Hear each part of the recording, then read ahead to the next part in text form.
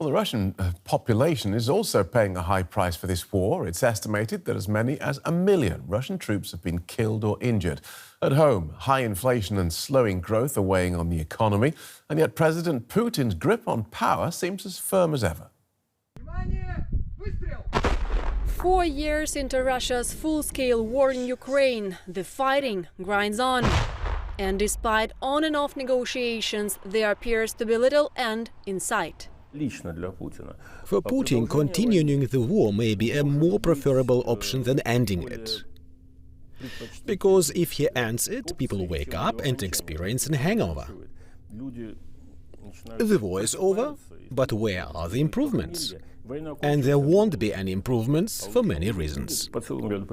And while growing numbers of Russians may favor ending the war with Ukraine, analyst Dmitry Oreshkin says public attitudes are still shaped by a deeply rooted political culture, one where people expect major geopolitical decisions to come from the Kremlin. Most people understand that negotiations will have to happen on some terms. Those terms must be ours. Public opinion is firm about that. What exactly does our terms mean? That's something Comrade Putin will explain.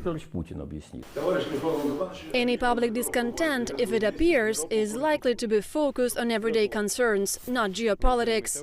Wage growth, for example, has stalled, while grocery prices keep climbing. Ordinary citizens are paying a high price for the Kremlin's military ambitions. Life has changed. We've become destitute. I've actually lost my job. Life has certainly become worse compared to previous years, that's for sure. Inflation and all that. It's very painful, but Russia must be defended.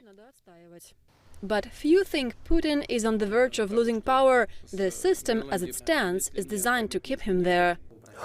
Forget about the uprisings. That's a fairy tale from party textbooks, where the people rise up and overthrow a hated regime. Power changes through splits within the elites. For now, the Russian elites appear to be remaining silent. The price of disloyalty is too high. Meanwhile, the West is tightening the screws on the Russian economy. In a December 2025 brief, the US think tank Atlantic Council wrote that while Russia's war-related industries are booming, the rest of the country's economy remained largely stagnant, and that Moscow had now pushed the limits of how much the civilian economy could be neglected.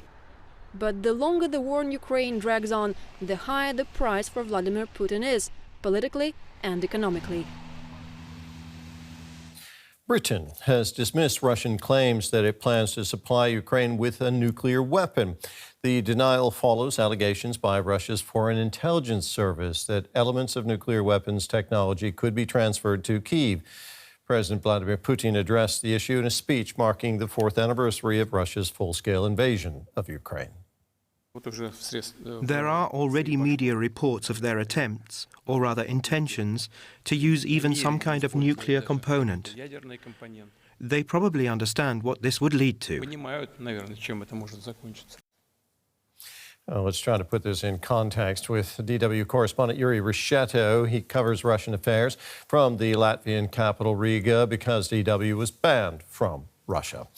Juri, the Russian president suggests that the UK plans to supply Kyiv with components for nuclear weapons. What's the basis for that claim? Well, Terry, it was in a meeting with the leadership of Russia's FSB security service where President Putin reacted to a report from Russia's foreign intelligence agency, the SVR.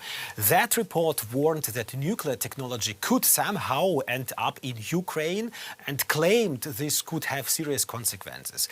Context matters here. Ukraine voluntarily gave up all its Soviet-era nuclear weapons in the 1990s, including the ability to produce or develop them. Since then, Ukraine has been officially recognized as a non-nuclear state.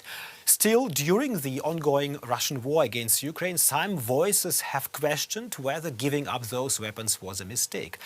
Also, Russia's foreign ministry has issued new warnings about the risks of a direct military confrontation between existing nuclear powers. In one statement, it referred to alleged nuclear war plans by the UK, you mentioned it, and France. And just to clarify, France already has its own nuclear arsenal. One more important detail, Terry. Russia changed its nuclear doctrine in 2024. President Putin officially expanded the conditions under which Russia could use nuclear weapons, effectively lowering the limit. So Moscow says these changes are meant to respond to Western military support for Ukraine. Juri, thank you very much. That was our correspondent, Juri Rescheto.